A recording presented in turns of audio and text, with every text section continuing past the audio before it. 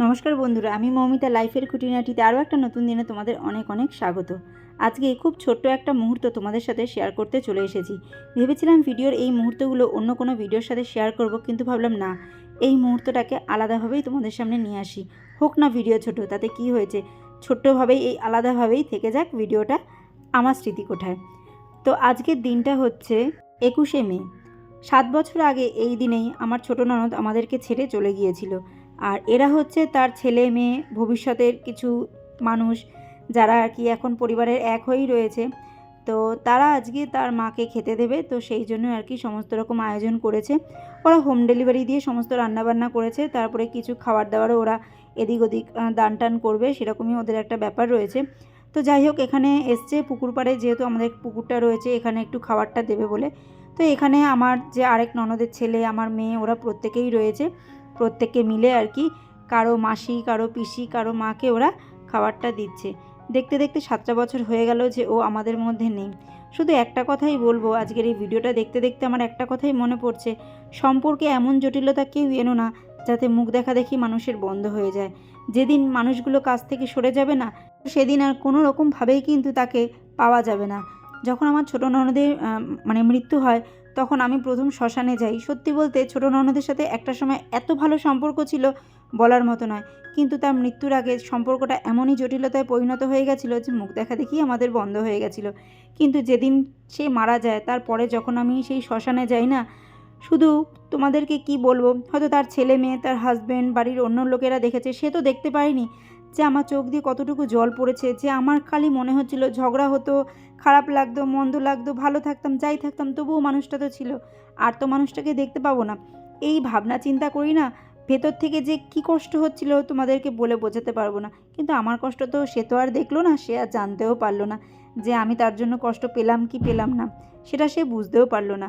শুধু এই জায়গাটা থেকে একটা কথাই আমি বারবার বলবো, যেটা আমি নিজের ক্ষেত্রেও অ্যাপ্লাই করি, যে যাই হোক না কেন, সম্পর্কগুলো এমন পর্যায়ে যেতে না পড়ে যে মুখ দেখা দেখি কি কথা বলা বলি সমস্ত কিছুই বন্ধ হয়ে যাবে। সবাই আমরা নিজের লোক, পরিস্থিতি না মানুষকে একটুখানি এদিক ওদিক করেই দেয়। দেখো, এক জায়গায় থাকতে গেলে সমস্ত রকম অশান্তি বলো, ঝগড়া বলো, খারাপ লাগা, ভালো লাগা, সবটাই হবে।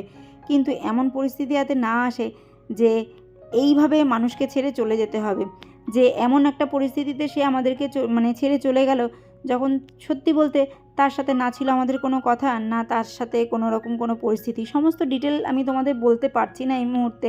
শুধু আমার খারাপ লাগার জায়গাটাই আমি আজকে ব্যক্ত করে এই আমার স্মৃতির কোঠায় রেখে দিতে চাইছি। তো যাই হোক, এখানে ওরা ওদের কাজকর্ম করলো, তারপরে এই যে আমাদের বাড়ির জন্য সমস্ত খাবার দাবারের আয়োজন করেছিল ওরা।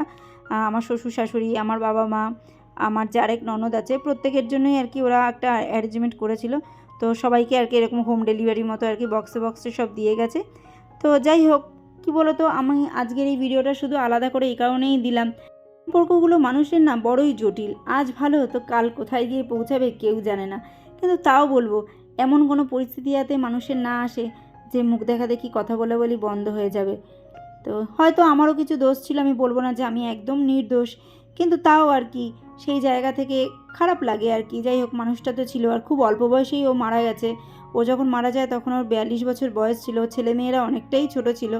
তো সেই জায়গা থেকে একটা খারাপ লাগার জায়গা। আর এমন একটা সময় ছিল না, ও আমার অনেক কাছের বন্ধু ছিল, অনেক ভালো লাগার একজন সাথী ছিল। কিন্তু হঠাৎ করেই পরিস্থিতি এমন একটা পর্যায়ে পৌঁছে গেল যে এমনটাই হয়েছিল। তো যাই হোক, বলে আর কি হবে, ও তো আর জানতেও পারলো না, শুনতেও পারলো না, দেখতেও পারলো না। তবে হ্যাঁ, আজকে যতই হোক না কেন, একটা শান্তি আমার ছিল, যেদিন ওর শেষ যাত্রা হয়েছিল সেদিন কিন্তু আমার দেওয়া বস্ত্র পরেই ওর শেষ যাত্রাটা হয়েছিল। তো এটা ভেবে শান্তি আমি পেয়েছিলাম যে না, যাই হোক, ওর শেষ যে কাজটা, সেই কাজগুলো কিন্তু আমার হাত ধরেই হয়েছে। তো এইটা ভেবে একটু ভালো লাগে। আজ যখন ওর মেয়ের বিয়ে ঠিক হয়েছে, আর তার মেয়ে যখন আমাকে সমস্ত কাজগুলোর জন্য এগিয়ে আসতে বলছে, আমার খারাপ লাগা ভালো লাগার জায়গা থাকলেও আমি না কোনো সময় করতে পারবো না। কারণ ওই একটাই জায়গা, শুধু তার জন্য। কারণ ওর মা চাইতো আমি ওদের সব কাজে থাকি।